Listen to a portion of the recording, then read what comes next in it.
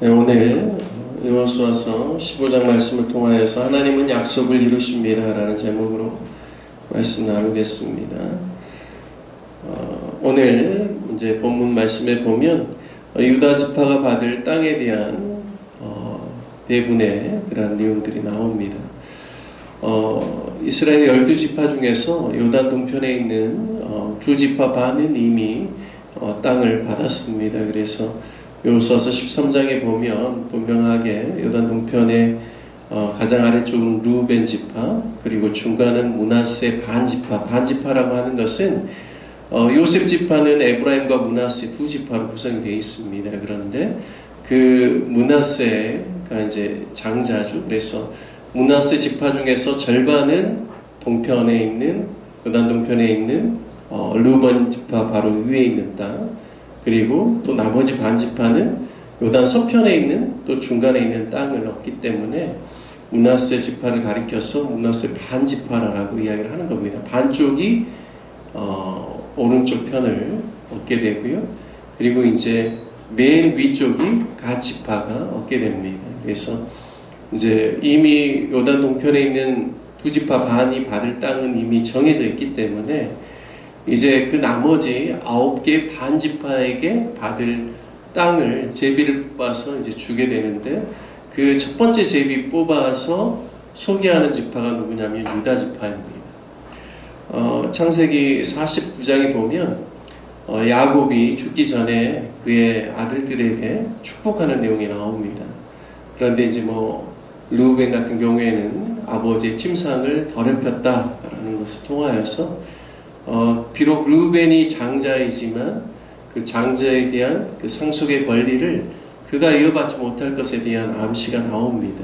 그리고 그것을 누가 잡는가? 넷째 아들인 유다가 이제 그 일들을 하는 것이죠. 그래서 오늘 가나안 지파에게 제비를 뽑아서 얻게 되는 땅의 첫 번째를 누구에게 주고 있냐면 유다에게 주고 있습니다. 그리고 오늘 본문에 보면 유다 지파가 얻게 될 123성읍이 나옵니다. 그래서 굉장히 오늘 보면 우리가 읽기도 어려운 그런 단어들이 다 나오는데요. 그게 다 성읍들, 도시의 이름들입니다. 마을에. 유다 지파가 갖게 되는 땅은 동쪽으로는 그들의 경계가 어디냐면, 이제 우리가 이스라엘 지도를 보면 맨 위에 올챙이처럼 생겨 있잖아요. 머리 부분처럼 보이는 게 갈릴리, 긴네렛이라고도 하죠. 그리고 요단강을 따라서 쭉 아래로 내려오다가 이제 큰 바다가 나오죠. 그게 바로 염해 사해라고 하죠.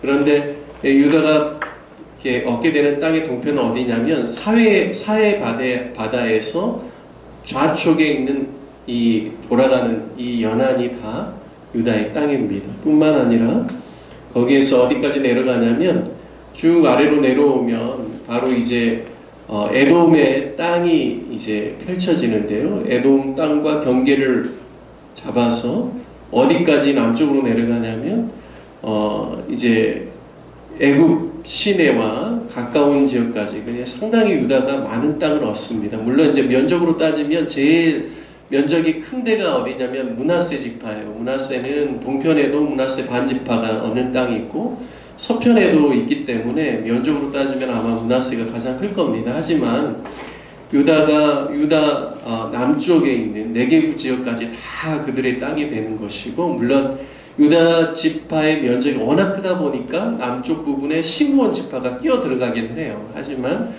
유다가 땅이 이제 제일 넓습니다. 서편으로는 지중해까지니까요. 서편에 있는 주요 성읍들은 보면 이제 해안 평야지대에 블레셋 5성읍이 주요 성읍이 있고요. 이제 블레셋 진영까지도 유다에게 취하라고 주시는 땅입니다. 그리고 북편으로 보면 이제 아까 이야기할 때 요단강에서 사해를 이야기했는데, 요단강의 맨 끝자락과 사해의 맨 윗부분을 경계로 해서 왼쪽에 있는 지중해까지 일직선으로 쭉 그으면 바로 그 정도 경계선이 다 유다 지파에게 들어갑니다. 그래서 유다 지파가 차지하는 땅이 굉장히 큰데요. 제가 보는 성경 주석에 보면 네 지역으로 나눕니다. 유다가 받는 땅 받게 되는 그 땅을요. 첫째는 팔레스타인 남부의 36개 성읍인데요. 21절부터 32절까지 이 지역이 바로 네게브라고 불리우는 애굽으로 향하는 광야와 팔레스타인 남쪽 평지 사이에 위치하는 넓은 목초지로 이곳이 방목하기 아주 좋은 곳입니다. 둘째는요, 유다 산지와 지중해 연안 사이에 있는 평지 쉐펠라라고 합니다. 그러니까 이제 지중해니까 서쪽이죠. 해안 평야지대와 그리고 이제 여기가 동고서저예요. 우리나라도 동고서저잖아요. 서쪽은 지대가 낮고 동쪽으로 갈수록 지대가 높아지죠. 이스라엘도 마찬가지예요. 그래서 이 동쪽에 있는 산지와 그리고 해안 평야지대의 그 중간 지역을 가리켜서 쉐펠라라고 합니다. 바로 그 평지 지역인데요. 여기에 이제 43개 성읍이 위치합니다. 그래서 이곳에는요, 비옥한 토양과 아름다운 숲이 있고 뛰어난 자연 경관으로 유명한 곳이 바로 이 두 번째 소개하고 있는 곳입니다. 그리고 세 번째는요, 헤브론과 예루살렘 중심으로 펼쳐지는 해발 거의 800m 이상의 산지 38개 성읍입니다. 48절부터 60절까지가 이에 해당합니다. 바로 이제 이곳이 산지인데요. 우리는 뭐 산지하면 이렇게 좀 뭐 개발하기도 어렵고 이렇게 생각하는데요. 우리나라도 보면 산지 쪽에서 제일 많이 재배되는 게 과수 농사입니다. 그래서 각종 열매들이 많이 나죠. 그래서 바로 이 헤브론과 예루살렘 중심에 있는 이 산지, 여기를 가리켜서 유다 산지라고 하거든요. 이스라엘에 있어서는 산지를 보통 세 가지로 나눠요. 맨 위쪽이 므낫세 산지라고 하거든요. 그리고 그 중간이 에브라임 산지라고 해요. 그리고 맨 아래쪽을 가리켜서 유다 산지라고 합니다. 그래서 이 유다 산지에서 이제 많은 과일들이 나오는데 특산물 중에 하나가 뭐냐면 포도입니다. 그래서 창세기 49장에 유다에 대한 축복을 이야기할 때 야곱이 이제 주로 세 가지를 이야기하거든요. 첫 번째는 뭐냐면 그들이 영적인 장자권을 그들이 이어받을 것에 대해서, 두 번째는 그들을 통하여서 실로임, 그러니까 이제 메시아가 그들을 통하여서 나오고 유다 지파에서부터 규가 통치자가 나올 것에 대한 이야기. 세 번째는 그들이 차지하는 땅이 이 포도와 관련된 아주 비옥하고 좋은 땅일 것에 대해서도 이야기를 하고 있습니다. 그래서 정말 하나님의 그 약속대로 하나님께서 가나안 땅을 주실 때 영적인 장자로서 오히려 유다를 첫 번째 제비를 뽑고 가장 좋은 땅, 유다 땅을 이제 얻게 하는 것이죠. 그리고 이제 마지막 네 번째가 사해서편 남북으로 이어지는 광야 6개 성읍에 대해서 61절과 62절이 나옵니다. 그러니까 참 이스라엘 땅 자체가 그렇게 크지 않아요.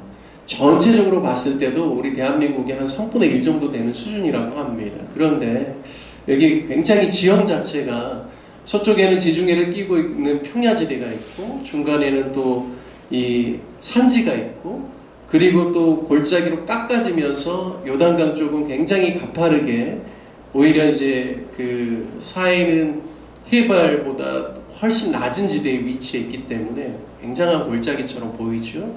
그리고 이제 요단 동편에 있는 데는 해발 700m 이상 굉장히 고원 평지로 이루어져 있기 때문에 목축하기는 좋지만 여기 굉장히 지대가 높은 지역입니다. 그러다 보니까 이스라엘 지형이나 기후가 상당히 작은 나라임에도 불구하고 아주 다양한 모습들을 볼 수 있죠. 그래서 그 중에 또 한 가지가 무엇이냐면 유다가 얻게 되는 땅에 바로 동편 지역에는 유다 광야라고 해서요. 굉장히 황량한 곳이 또 있는 것이죠. 하지만 이 광야에서도 보면 오늘 본문에 6개 성읍이 사람들이 거주하고 있는 성읍이 있다는 것을 보여주고 있습니다. 저는 창세기 49장 8절부터 12절까지 나와 있는 그 야곱이 특별히 유다를 위하여서 기도하고 축복하는 그 내용이 실질적으로 다 이루어지는 것을 보면서 하나님의 약속이 어떻게 이루어지는가를 오늘 말씀을 통해서 보게 됩니다. 창세기 49장 8절부터 12절까지 제가 읽어드리고 오늘 말씀 마치려고 하는데요. 유다야 너는 내 형제의 찬송이 될지라. 내 손이 내 원수의 목을 잡을 것이요 내 아버지의 아들들이 내 앞에서 절하리로다. 유다는 사자 새끼로다. 내 아들아 너는 움킨 것을 찢고 올라갔도다. 그가 엎드리고 웅크림이 수사자와 같고 암사자 같으니 누가 그를 범할 수 있으랴. 규가 유다를 떠나지 아니하며 통치자의 지팡이가 그 발 사이에서 떠나지 아니하기를 실로가 오시기까지 이르리니 그에게 모든 백성이 복종하리로다.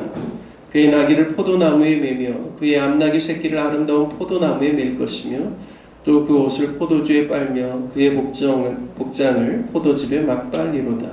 그의 눈은 포도주로 인하여 붉겠고 그의 이는 의로 말미암아 이리로다. 아멘. 오늘 유다 지파에 배분한 땅의 그러한 주요 성읍들을 살펴보면서 하나님의 약속은 반드시 이루어지고 또 자손대대로 하나님의 그 축복이 이어질 수 있도록 역사하신다라는 사실을 오늘 말씀을 통해서 깨닫게 되는데요. 오늘 새벽에 기도할 때 하나님 우리가 늘 하나님의 약속 붙잡고 믿음으로 살게 하여 주시고 우리를 통하여서 우리 가족들 또 우리 영적인 우리 후세대들이 계속해서 또 믿음의 유산을 이어받고 하나님의 뜻을 성취할 수 있게 해달라고 함께 같이 기도하고 특별히 교회를 위해서 기도할 때 오늘 저녁에 수요예배가 있습니다. 성도들이 함께 나와 또 주님을 예배할 수 있기를 위해서 기도해 주시고 또 윤경 자매님 오른쪽 눈의 시력과 또 면역 체계가 이상이 없고 회복될 수 있기를 위해서 기도해 주시고 또 교회에도 육신의 연약함 가운데 있는 성도님들 건강을 위해서 기도해 주시고 선교사님들과 나라를 위해서 기도하는 시간 갖도록 하겠습니다. 같이 주님의 이름 한번 부르신 후에 함께 기도하겠습니다. 주여